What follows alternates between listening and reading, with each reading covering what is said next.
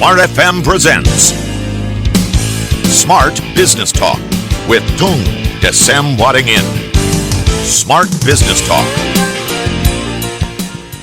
Ketika ada banyak pilihan di depan kita, atau bahkan mungkin kita merasa tidak ada pilihan begitu, yang paling susah sebenarnya adalah bagaimana menentukan sikap kita dan mengambil putusan yang barangkali ini akan sangat mempengaruhi langkah-langkah bisnis kita, atau juga pergerakan karir kita, atau bahkan kemungkinan pertumbuhan bisnis kita. Nah, kita mau belajar dari sosok yang selalu bersedia untuk memberikan ilmunya gitu ya, bagaimana kita bisa tepat dalam mengambil keputusan. Di kesempatan pagi hari ini, saya sudah bersama-sama dengan Mbahnya Dahsyat. Selamat pagi, Pak Tung. Yang dahsyat, yes, Paula, yang ceria dan penuh semangat juga. Wah, semangat. Oke. Nah, pagi hari ini kita mau belajar tentang tabel TDW dalam mengambil keputusan bisnis. Nah, ini keren banget nih, supaya orang tuh melihat gitu ya, tahu sendiri gitu kan, dan juga belajar. Ini Pak Tung kok bisa sih berkembang seperti ini? Nah, keputusan-keputusan seperti apa gitu? Apakah ini dipengaruhi oleh makanannya? Atau karena apanya gitu ya. Jadi topik yang kita bahas adalah tabel TDW dalam mengambil keputusan bisnis. Nah, karena ini ngomongin tentang tabel, sudah pasti nanti Pak Tung akan menunjukkan begitu ya, tabel berisi mungkin poin-poin keputusan yang beliau ambil. So, kami mengajak Anda yang menyaksikan kami melalui FM Radio nanti bisa meluangkan waktunya juga untuk menyaksikan kami melalui YouTube di kanal Smart FM, atau juga di Facebook Radio Smart FM ya. Nah, untuk Anda yang mungkin di tempat yang tidak saya tentukan, yang tidak ada di maksudnya jaringan Smart FM maksud saya begitu, Anda bisa mendengarkan kami melalui radiosmartfm.com. Jadi di streamingnya www.radiosmartfm.com. Pak Tung, kenapa sih mengambil keputusan ini menjadi sangat penting? Dan kalau dari pengalamannya Bapak nih, orang bertanya kepada Pak Tung gitu kan, apakah banyak di antara mereka, Pak Tung kok bisa sih ngambil keputusannya kayak gitu? Begitukah? Nah, ini boleh sharing dulu dari pengalaman Bapak melewati masa-masa yang tidak mudah ya, dan apa waktu itu cara-cara atau resep-resepnya gitu kan, kiat-kiatnya di dalam menyusun sesuatu sebelum mengambil keputusan. Silahkan Pak Tung. Ya, jadi dalam kesempatan ini teman-teman, jadi kalau kita dalam kehidupan itu kan perlu kita mengambil keputusan. Cuma banyak sekali orang yang tidak tahu caranya mengambil keputusan, termasuk saya pribadi seringkali ya. Jadi pada waktu mau mengambil keputusan begitu bingung, terus ini apa. Nah, yang jelas terus kemarin saya terus masih belajar, ada satu artikel yang menarik tentang yang bahwa kebodohan itu berbahaya. Nah, di situ kemudian terus saya merenung, nah itu namanya bodoh itu apa sih? Nah, bijaksana itu apa sih? Kan begitu toh? Ya. Keputusan yang menyedihkan itu apa sih? Jadi cara mengambil keputusan dengan ini, kemudian di situ ada satu tabel yang kemudian saya pikir ini ada yang lebih baik kalau kita bisa sempurnakan gitu cara mengambil keputusan dengan tabel ini tadi. Ya, tabel kebijaksanaan, tapi daripada bingung kan, ya sudahlah tabel TDW gitu aja lah ya. Ya, oke. Yang pasti ini naik level dari tabel kebodohan gitu ya. Ya, tabel kebodohan rasanya tidak enak dijadikan tabel. Iya. Mana gitu ya. Jadi ternyata unsur satu yang namanya kalau kita ngambil keputusan, itu kan ada yang untuk jangka pendek, jangka panjang. Tapi yang jelas itu ada yang untuk istilahnya bermanfaat untuk kita atau bermanfaat untuk orang banyak. Nah, ternyata kita di dalam satu kuadran yang namanya ambil keputusan, di mana keputusan tadi bermanfaat untuk diri kita dan untuk orang banyak, itu adalah keputusan yang bijaksana. Nah, sedangkan di pucuk yang ekstrim yang lain, itu ada yang namanya kebodohan. Keputusan kita dan kebodohan itu ternyata tidak mengenal istilahnya posisi kita, tidak mengenal siapa Anda, dan semua orang pada waktunya ya pernah mengalami ambil keputusan yang masuk kriteria kebodohan tadi. Kebodohan itu pasti di titik ekstrim yang satu tadi bijaksana, di titik ekstrim yang satu adalah bodoh itu tadi merugikan diri sendiri dan merugikan orang banyak. Dan ini tidak mengenal istilahnya posisi Anda loh, gelar Anda enggak. Anda bisa doktor, Anda bisa jadi istilahnya profesor, Anda bisa insinyur apapun gitu ya. insinyur, Anda dokter, Anda pemenang Nobel, ya kalau pas lagi goblok ya goblok gitu ya. Kita semua pernah mengalami itu berarti ya Patungnya. Tidak melihat dia level pendidikan, tingkat pendidikan, jabatan dan sebagainya gitu ya Patung. Level kedalaman agamanya, pemuka agama, terus ini IQ-nya, dan ternyata tidak mengenal IQ yang ada orang yang berkeputusan yang bijaksana ya, walaupun IQ-nya rada idiot atau imbisil tetap bisa bijaksana kok, menguntungkan orang banyak dan menguntungkan itu dia. Nah, kenapa tidak dibuat satu cara mengambil keputusan yang lebih sistematis sehingga di dalam bisnis ataupun kehidupan kita lebih bijaksana tadi. Makanya bijaksana sih menguntungkan diri kita, menguntungkan tuh orang banyak, menguntungkan di dalam jangka pendek, menguntungkan sekali di jangka panjang gitu. Patung sedikit saya mau konfirmasi. Patung mengatakan keputusan yang bijaksana itu adalah ketika kita mengambil sesuatu yang berdampak bukan hanya baik untuk kita tapi juga untuk orang lain, untuk orang banyak. Nah, di poin yang ini nih saya mau sedikit minta penjelasan dari Patung. Banyak di antara kita yang berpikir gini, kenapa saya harus memikirkan orang lain gitu kan? Buat saya sendiri belum tentu untung, belum tentu baik. Itu yang terjadi ordinarinya. Kita lihat di sekeliling gitu kan, kalau misalkan kita berpikir tentang orang lain malah dibilang ngapain sih mikirin orang lain. Nah, bagaimana tanggapannya Pak Tung? Nah, kalau itu ada kategori berikutnya. Apa itu? Kriminal. Ketika kriminal itu menguntungkan diri sendiri tapi tidak menguntungkan untuk orang banyak. Oke. Gitu ya. Apapun itu, walaupun kita bukan penjahat sekalipun gitu misalkan gitu Pak. Kadang tidak kita maksud. Jadi maksudnya kadang tidak maksud itu manusia itu pada bawaannya kan mau cari selamat sendiri-sendiri. Nah, kadang kita juga kriminal loh. Makanya kriminal itu tadi loh, jadi satu tabel di mana kalau dibagi 4 begitu ya, tabel itu jadi ada silang begini, ada silang di 4 begitu lagi. Nah, yang menguntungkan untuk orang banyak dan menguntungkan untuk diri sendiri, Anda bisa 0 sampai 10, 0 sampai 10. Wah, itu optimum. Kalau Anda bisa optimum, nah ini tabelnya.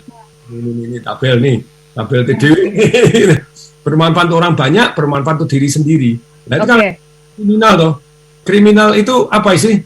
Bermanfaat untuk diri sendiri, merugikan untuk orang banyak. Nah, itu kriminal. Patung ditahan dulu sampai di sini, biar kita coba pandangi dulu gambar ini, smart listener dan juga sahabat yang bergabung. Anda boleh lihat sebentar. Habis ini kita minta penjelasan dari Patung. Ini tadi saya ternyata pemikiran saya langsung terjawab di tabel ini. Ketika kita hanya berpikir hanya untuk diri sendiri, ini nih garis bawahi ya.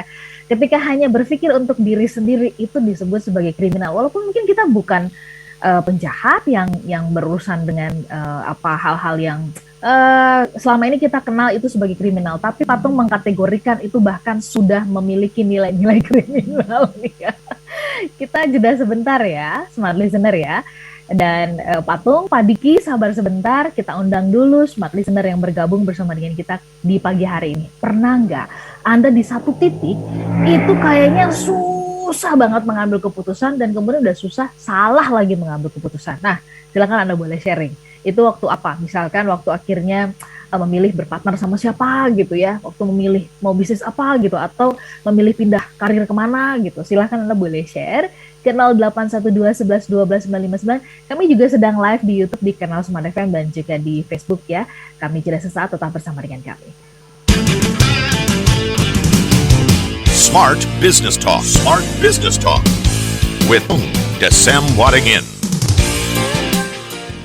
Listener dan juga sahabat yang bergabung, kalau kita lihat ada lubang gitu ya, kita nggak perlu melewati atau jatuh ke lubang yang sama kalau kita mau belajar dari sosok-sosok yang barangkali sudah pernah gagal ya. Jadi mengambil keputusan itu nggak harus tunggu kita sendiri yang mengalami. Kita bahkan bisa belajar dari apa yang dialami oleh orang lain. Pagi hari ini kami mau mengajak Anda untuk ikutan ngobrol bersama dengan Pak Tung ya. Temanya adalah tabel TDW dalam mengambil keputusan. Tapi sebelum kita lanjut, saya mau informasikan bahwa di tanggal 24 dan 25 November mendatang, ya dengan segala susah payah, kami tahu banyak kekurangan dan ketidaksempurnaan dari Radio Smart FM, tapi kami tetap semangat nih menginspirasi Anda semuanya. Kami kembali menyelenggarakan Smart Business Outlook. Dan Pak Tung, bagaimanapun caranya kami usahakan menjadi salah satu narasumbernya. Luar biasa ya, ini perjuangan supaya Anda bisa dapetin inspirasi yang keren banget. Nah, 2 hari ini investasinya hanya 200.000, bayangin.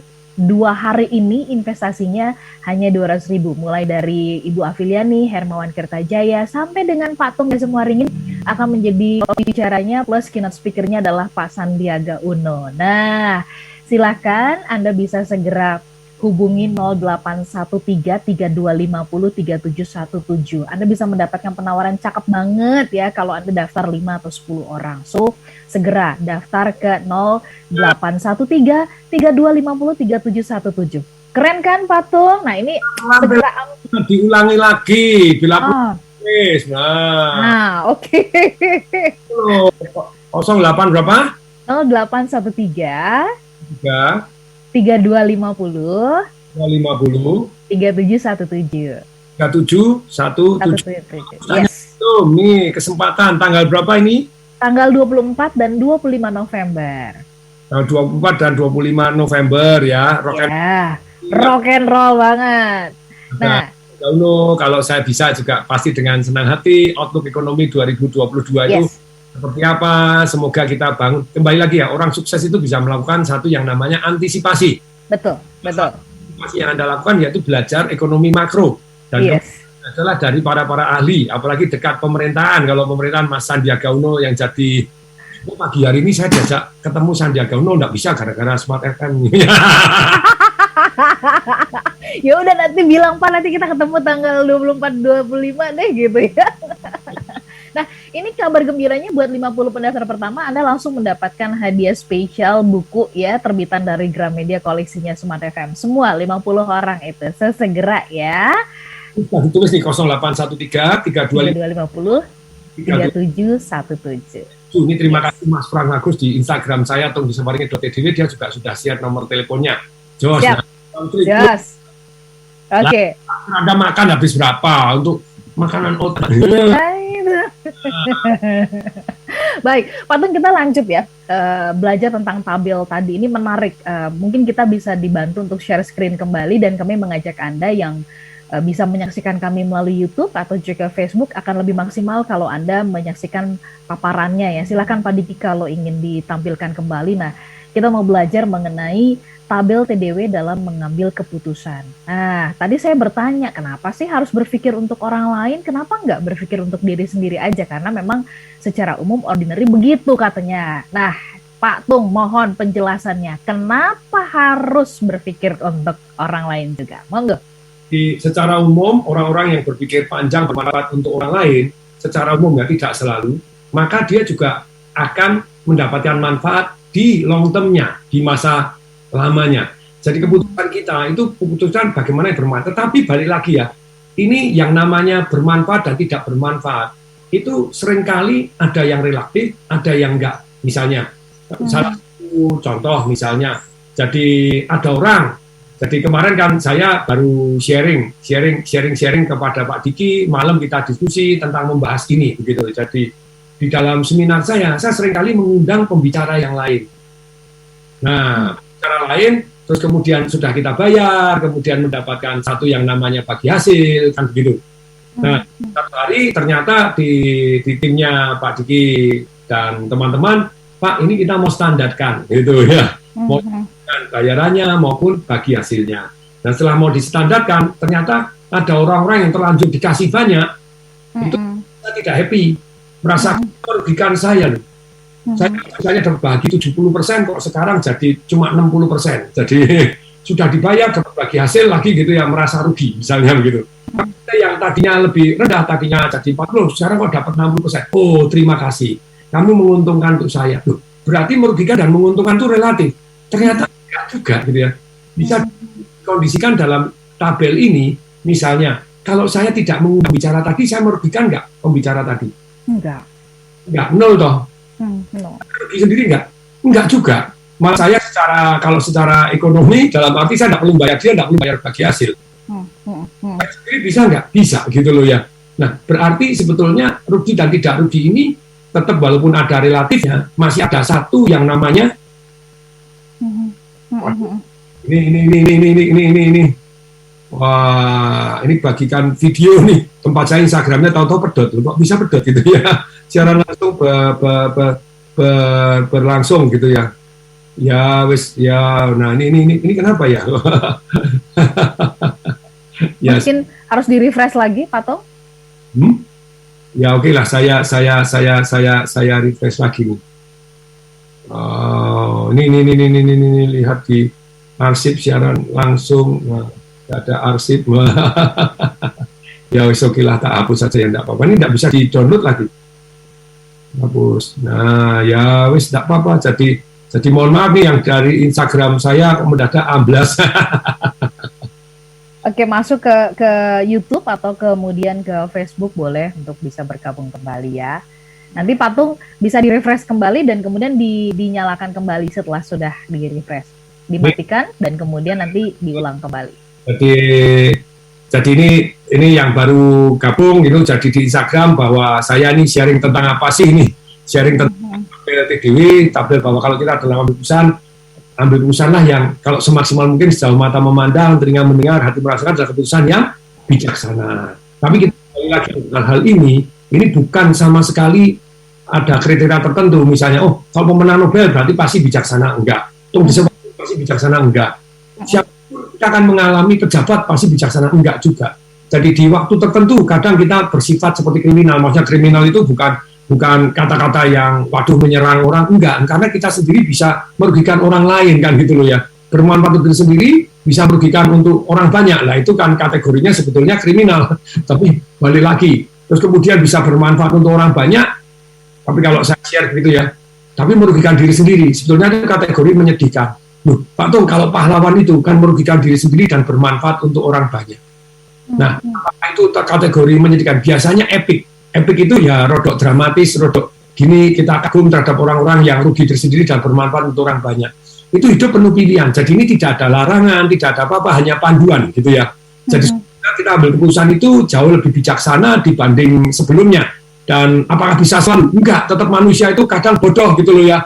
Nah, termasuk saya akan beri contoh terlebih dulu deh, itu yang namanya kebodohan di dalam mengambil keputusan, apalagi di dalam. Itu seperti apa sih kebodohan yang Pak Tung maksudkan? Kita rugi, orang banyak juga rugi atau orang lain juga rugi. Contoh, menyewakan properti dalam kondisi pandemi. Nah, beda loh dalam kondisi Anda masyarakat lagi boom. Menyewakan properti, ada orang-orang punya prinsip seperti begini. Ngapain disewakan? Lu kan aku kan jadi rugi, padahal dia enggak rugi. Loh, harganya murah aku enggak mau.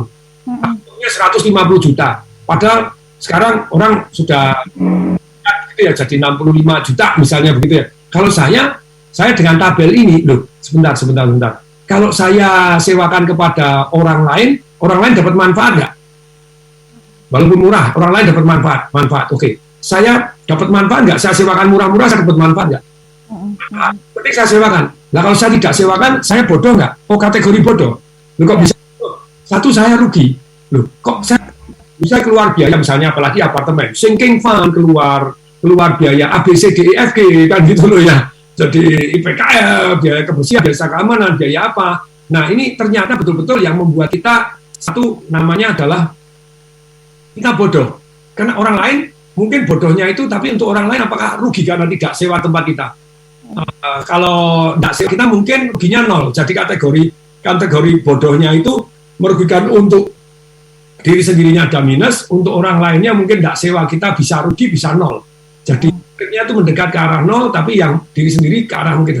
Kalau saya sewakan dengan harga murah-murah, dan kemudian laku, saya juga ini yang nyewa happy karena dapat sewa murah, saya juga dapat saya bijaksana.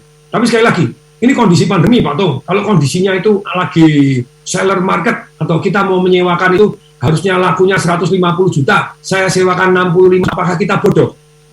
Enggak, tapi kita berkurang gitu. Mungkin bijaksananya untuk diri sendiri itu levelnya level 5, kemudian bermanfaat untuk orang lain, kita sewakan daripada 150 juta mungkin dari itu jadi 8, jadi 9, karena orang lain bisa mendapatkan sewa kita lebih murah. Jadi dengan tabel ini kita ukur antara plus 10 dan plus 10 ini ukurannya berapa. Jadi kita mulai dengan istilahnya orang banyak dan diri sendiri kan gitu ya. Nah, banyak tadi 8, tapi saya 5, saya jadi 8,5 gitu ya skornya. Nah, kalau misalnya merugikan diri sendiri kayak tadi, saya tidak disewakan rugi nih. Jadi jamuran, coba perhatikan. Kalau properti Anda tidak disewakan, kemarin kan saya baru beli villa 2 villa. Di mana Pak Tung? Kenapa? Di mana lokasinya? Di Bali pada waktu itu. Gini, Oke. saya datang kunjungan waktu itu saya buka, waduh jamuran bocor begini. Ya kenapa? Karena lembab dan tidak pernah dipakai. Nah, renovasi habis puluhan juta. Mending sewain murah-murah, orangnya happy, dapat sewa murah, saya juga happy. Walaupun mungkin ukurannya tidak optimum 10-10 gitu loh ya.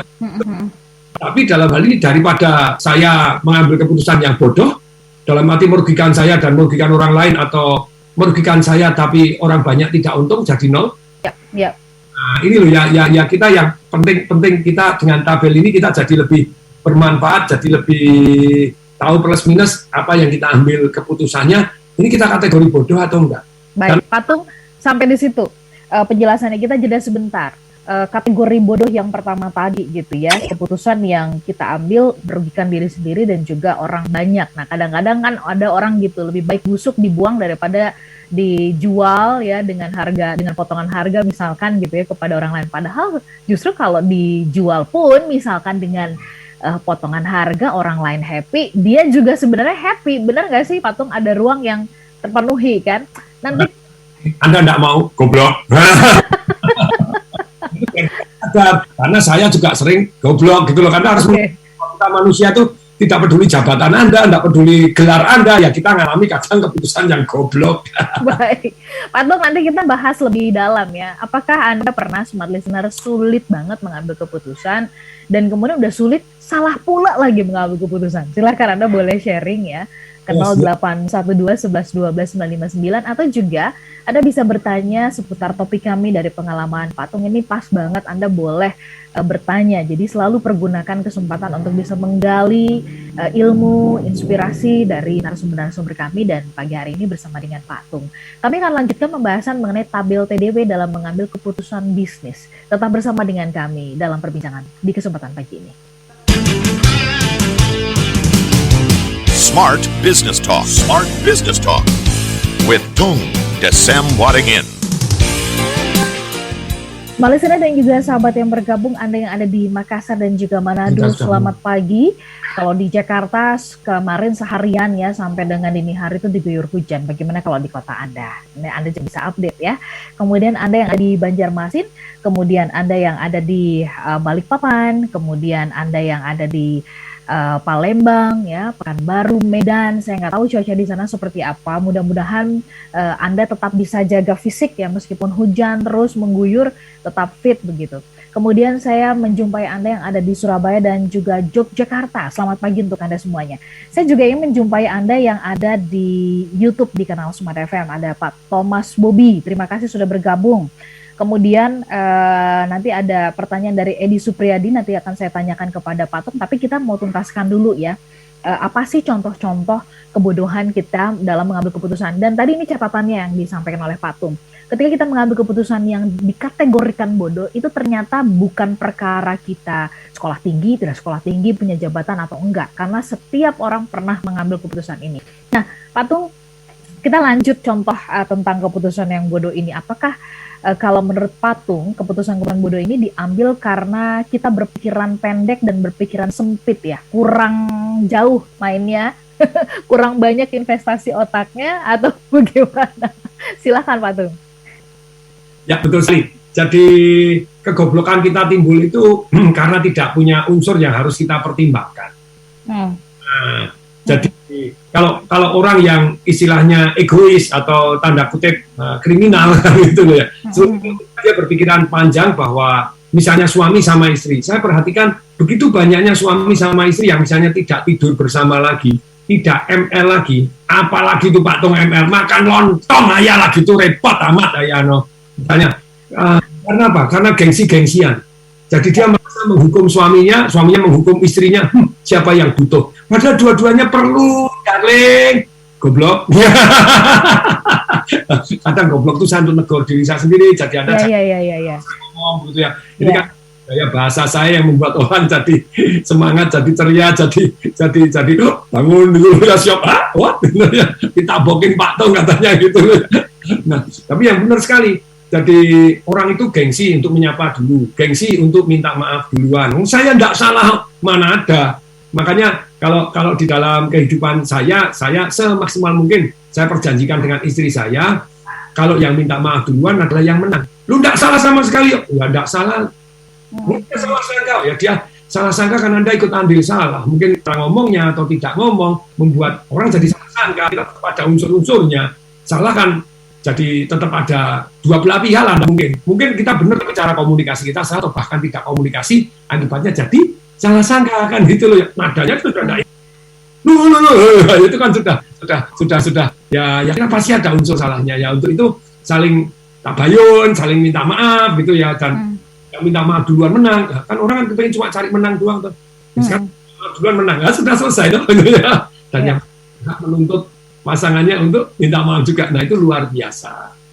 Di dalam kehidupan kita tabel ini menurut saya ya itu kan jadi win-win toh. Setelah minta maaf hubungannya enak.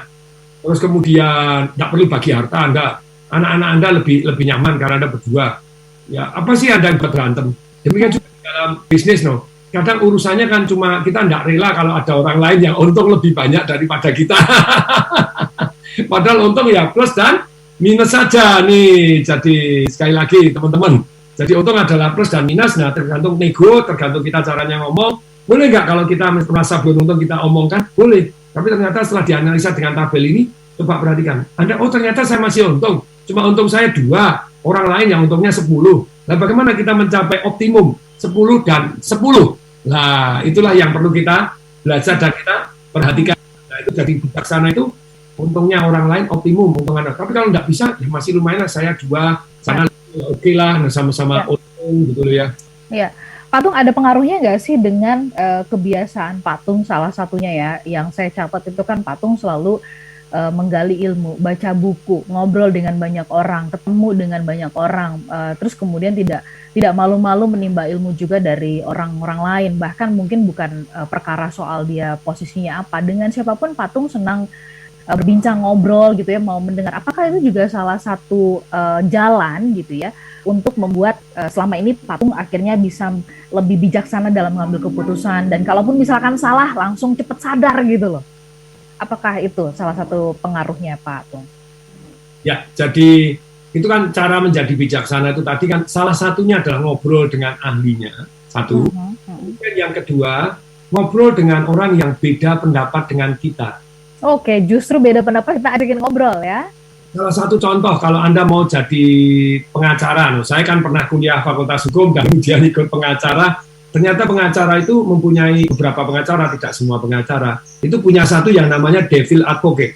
Devil advocate itu apa sih?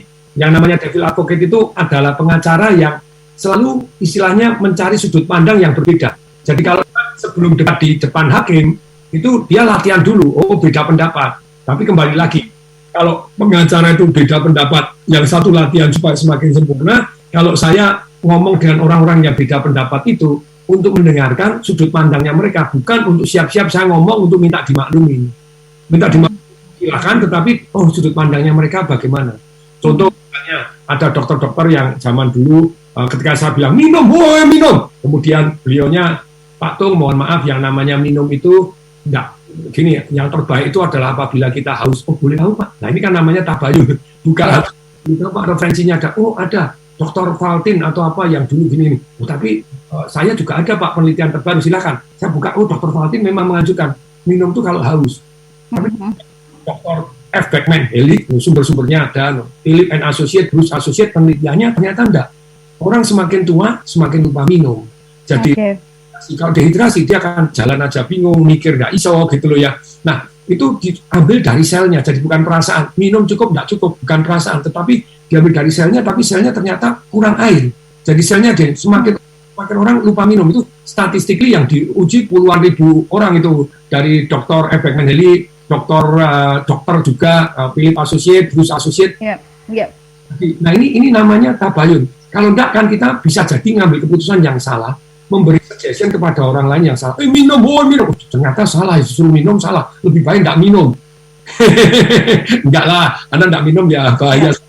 Nah, caranya dehidrasi gimana? Nah, ngukurnya gimana? Ada yang pakai kulit, harus ditarik begini, dikembalikan, langsung kembali, berarti tidak dehidrasi. Kalau hanya makan satu detik, baru turun gitu, terus penyot gitu, nah, itu dehidrasi. mulut kering itu sudah gejala dehidrasi gitu loh ya.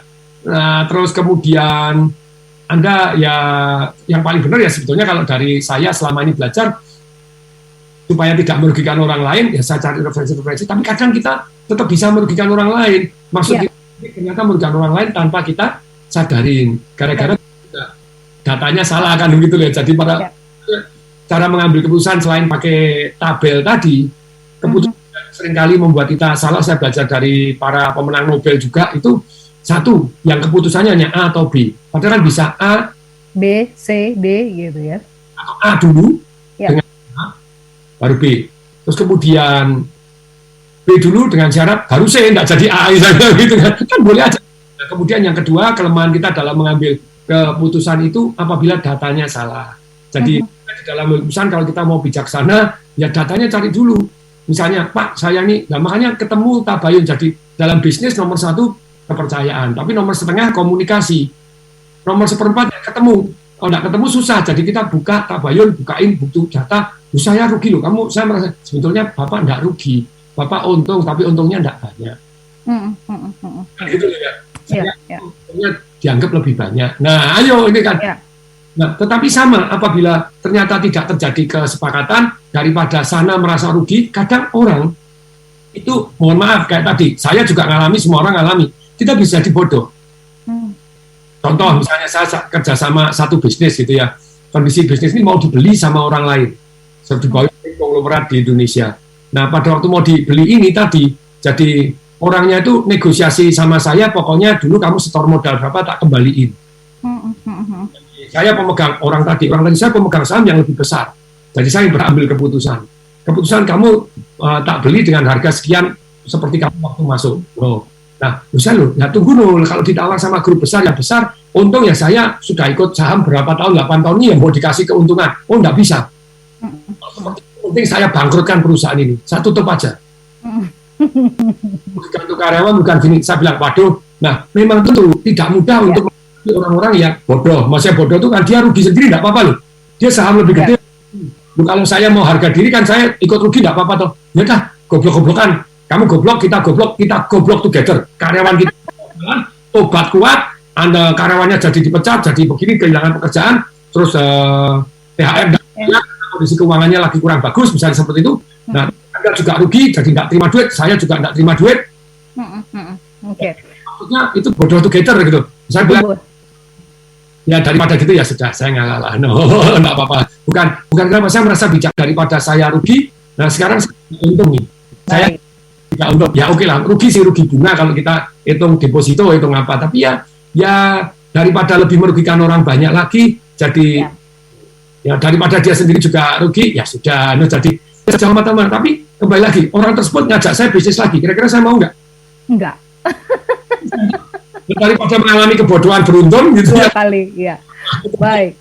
Pak Tung, ini ada pertanyaan dari Pak Syahrul ya, dari Palembang yang bertanya melalui WhatsApp, nanya, bagaimana kita tahu Pak Tung ini saat yang tepat misalnya gitu ya, kalau misalkan kondisi perusahaan dalam kondisi yang kritis sebaiknya ditutup saja dengan bijaksana gitu ya, atau kemudian kita tetap berupaya misalkan mencari investor ya untuk menyuntikkan dana. Nah, apa pertimbangannya? Mohon saran Pak Tung, nanti boleh di sesi berikutnya ya. Di sesi berikutnya dari pengalamannya Pak Tung yang sudah dengan damainya menutup berapa banyak perusahaannya ya.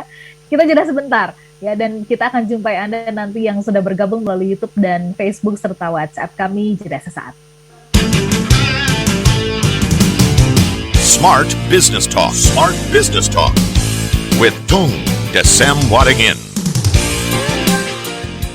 Listener dan juga sahabat yang bergabung, sebelum kita mengakhiri ya satu sesi yang terakhir ini, saya mau mengingatkan Anda bahwa di tanggal 24 dan 25 November mendatang, Smart FM dengan segala upayanya, walaupun kami tertatih-tatih, jatuh bangun ya, banyak yang berteparan juga karena COVID dan sebagainya. Jadi benar-benar recovery itu tidak mudah begitu after COVID ini. Tapi kami tetap bersemangat untuk menginspirasi kita semuanya di seluruh Indonesia. So kami mengambil keputusan tanggal 24 dan 25 November ini, keputusannya tidak mudah juga Pak Tung. Tapi mengingat apa yang Pak Tung tadi bilang tuh ya, bisa bermanfaat bagi banyak orang. So kami kembali mengadakan Smart Business Outlook di tanggal 24 dan 25. Keynote speaker-nya adalah Pak Sandiaga Uno, akan ada Bu Afiliani, kemudian ada Pak Hermawan Kertajaya, kemudian ada Pak Yusuf Hadi, Pak Silih, Mas Arto Biantoro, Pak James Gui, kemudian juga Pak Tung Desem Waringin, yang bagaimanapun caranya kami hadirkan untuk Anda. Nah, ini investasinya untuk 2 hari hanya 200.000 loh ya. 200.000 ini worth it banget kalau menurut aku. So jadi silahkan Smart Listener bergabung bersama dengan kami di tanggal 24 dan 25. Dan untuk 50 pendaftar pertama Anda langsung berhak mendapatkan buku edisi apapun itu terbitan dari Gramedia. Anda bisa mendaftar, dapat informasinya ke 0813 3250 3717. Sekali lagi ke 0813 3250 3717. Kita lanjut ya Pak Tung. Tadi ada pertanyaan dari Pak Syahrul ya di Palembang yang nanya, Pak, gimana sih kita bisa berani mengambil keputusan kalau misalkan ini perusahaan sedang dalam titik nadir ya? Apakah saya cari investor lain untuk kemudian menyuntikkan dana atau saya tutup dengan damainya? Ini pengalamannya Pak Tung bagaimana? Silahkan. Jadi kalau saya tambahin lebih ruwet lagi ya, yang lebih yang lebih ruwet lagi ya. Jadi yang lebih mendasar lagi, kalau kita ambil keputusan itu kan, kalau kita lanjut, itu kita tangguh atau kita goblok tuh, gitu ya kan, itu merugikan orang lain, merugikan kita diri sendiri. Terus kemudian kalau kita menyerah, itu kita bijaksana atau jangan-jangan kita ini orang yang mudah patah semangat gitu ya. Antara itu dengan goblok, antara bijaksana dengan patah semangat. Menyerah itu seperti apa? Nah itu saya tanyakan kepada banyak guru saya, termasuk Jim Rohn. Jim Rohn itu gurunya Anthony Robbins, termasuk gurunya The Secret gitu ya. Jadi Bob Proctor, jawabannya you never know gitu katanya. Aku hanya kembali lagi, sejauh mata memandang, telinga mendengar, hati merasakan, pikiran menghitung, pikiran menganalisa. Selama ini ada masa depannya, bermanfaat untuk orang banyak, bermanfaat untuk kita. Nah, dan kita kasih time frame. Maksudnya time frame itu waktu dan uang. Saya beri contoh misalnya. Saya pernah satu hari bergerak di tambang batu bara. Oke. Saya kasih tahu, saya pernah punya pabrik tabung gas terbesar di Indonesia saat itu. Ya. Kiloan sempat begitu banyak. Pesannya dari kita karena kita pabrik yang pertama yang ready untuk 3 kiloan yang paling besar saat itu. Nah itu kan juga sama. Ambil keputusannya gimana ini? Nah mau tutup mau atau tidak? Nah sejauh mata memandang, bentar ini masih ada masa depannya atau enggak gitu ya. Saya pernah punya S2 Purdue University kalau Anda pernah dengar di Indonesia. Saya bukan satu darling gitu ya. Gigi dihitungin sama Pak Diki kemarin, nutup, beletain dan tidak melanjutkan. Tapi itu hanya jauh mata memandang. Kayak saya misalnya di batu bara. Saya dalam waktu sekian, nah kan saya ada rencana baru. Rencana baru sudah tidak bisa waktunya. Saya kasih waktu sekian lama, manajemennya tidak bisa, kita ganti manajemen. Ganti manajemennya tidak bisa, saya tutup. Saya jual dulu. Jual tidak laku, saya tutup. Bukan juga sama itu. Jadi saya punya prinsip tidak mau uang saya itu dari aset alokasi kejebur di sana mati semua. Pernah dengar nggak? Ada orang misalnya di tekstil atau di rumah makan atau di bakso atau apa properti, terus kemudian propertinya rontok, jeblok, warung baksonya, pabrik tekstilnya ikut rontok. Pernah dengar? Saya nggak mau. Saya alokasi waktu pikiran. Kalau ini selesai ya sudah tutup. Mohon maaf, ya saya tutup. Saya nggak mau jadi pahlawan kesiangan yang dimana membiayai terus perusahaan. Nah, mungkin nggak keputusan saya salah. Mungkin aja. Kalau misalnya batu bara, saya tidak jual dan hari ini jadi raja gitu. Nggak juga sih. Kalau di Indonesia kan jadi nggak boleh diekspor ke luar negeri, jadi nggak boleh begini ya. Di Indonesia misalnya ke PLN harganya dibatasin ya nggak, ya lumayan lah tadi, tapi nggak semerdeka kalau boleh dijual ke luar negeri kan begitu ya. Jadi ya bagus. Tapi kalau keluar negeri bisa sampai $200 karena kan di Indonesia baru 70, kalau saya salah tolong diralat lagi. Tapi sekali lagi, kita nggak pernah tahu masa depan, tapi kita hanya bisa, risiko itu ada dua, risiko bisnis dan risiko kita. Tentu saja misalnya saham secara umum lebih berisiko dari properti, secara umum. Kalau Anda nggak punya pengetahuan, kalau Anda punya pengetahuan di saham lebih hebat daripada pengetahuan di properti, bagi Anda saham tentu saja tidak begitu berisiko dibanding properti. Bitcoin lebih berisiko, cryptocurrency lebih berisiko lagi. Game kemarin gimana itu? Apa kabar? Katanya dibawa lari. Iya. Gimana itu? Halo, yang yang robot Bitcoin, robot apa itu gimana itu kabarnya? Katanya dibawa lari juga. Nah, boleh nggak Anda investasi yang semacam itu? How you know? Bagaimana Anda tahu? Makanya yang terbaik Anda manage risiko di dalam diri Anda sendiri gitu ya. Baik. Kalau Anda rugi seperti gini, mau nggak? Kalau nggak mau ya jangan. Kalau mau boleh deh, karena dengan pertimbangan keuntungannya banyak. Kenapa saya forex nggak begitu happy? Karena somebody win, somebody lose. Always win, lose. Satu untung, satu rugi. Sama-sama pegang valuta asing, tetap secara umum nilainya turun, sama-sama rugi. Jadi sometimes kalau Anda pegang valuta asing, Anda bisa untung. Tapi kalau Anda pegang doang, itu banyak inflasinya. Pegang mata uang apapun, banyak inflasinya. Karena mata uang seluruh dunia, secara umum, inflasi. Jadi sebetulnya kalau pegang mata uang, secara umum, mohon maaf, bodoh gitu loh ya lah. Terus kemudian kalau itu apakah tidak boleh punya uang? Loh, Pak Toko juga masih pegang uang? Ya, karena saya tidak mau istilahnya double bodoh kuadrat gitu loh. Terus spekulasi, karena uang tidak bagus, oh kemudian pegang semuanya emas, semuanya properti. Ya coba, kalau saya senang pegang aset yang menghasilkan uang, tetapi uang tetap ada untuk cadangan cash flow. Cadangan, antisipasi. Ketika tahun 2018 saya antisipasi, 2019-2020 bisa ekonomi kurang bagus, lah saya mulai jual properti saya, jual saham, jual sendiri untuk pegang cash. Loh, katanya Pak Tong, cash itu rugi. Belum tentu, tergantung situasinya, balik lagi kan. Ya. Jadi harus pandai-pandai peka dengan situasinya ya. Pak Tung, iya. Oke, pertanyaan terakhir, mohon dijawab dengan singkat. Terima kasih untuk Mas Edi Supriyadi. Mudah-mudahan pertanyaan Anda tadi sudah tergambar mengenai strategi mengambil keputusan yang tidak hanya berfokus kepada diri sendiri. Tadi Pak Tung udah banyak banget menjelaskan. Saya menyapa akun Nawawi dan juga Pak David Silain yang bergabung bersama dengan kita di YouTube. Pak Tung, ini ada pertanyaan dari pertanyaan yang manis banget ya kalau menurut saya ya. Ada pertanyaan dari Mbak Nancy yang bergabung di kesempatan pagi hari ini yang dia nanya begini. Apakah ada pengaruh bisnis Pak Tung yang benar-benar bisa terus berkembang dengan keharmonisan Pak Tung bersama dengan istri dan keluarga? Karena kalau saya lihat di Instagram, Pak Tung katanya kok mesra banget sama istri dan anak-anak. Monggo, Pak Tung, boleh nggak dijawab sedikit itu? Ada nggak memang pengaruhnya Pak Tung? Halo, Pak Tung? Oke. Kayaknya Pak Tung terpental. Kita coba kembali terhubung sedikit ya. Kita tunggu Pak Tung untuk bisa kembali tergabung di ruang kami. Nah, tapi buat Anda tadi yang barangkali tidak sempat mengikuti dari awal, silakan Anda bisa menyaksikan rekamannya ya dari YouTube atau juga di Facebook. Tadi banyak banget perbincangan yang seru dari paparan Pak Tung mengenai tabel TDW dalam mengambil keputusan di dalam berbisnis. Ternyata ketika kita fokus hanya kepada diri sendiri, itu nanti masuk ke ranah kriminal, walaupun itu keputusan kita sendiri ya, keputusan yang kita ambil begitu ya.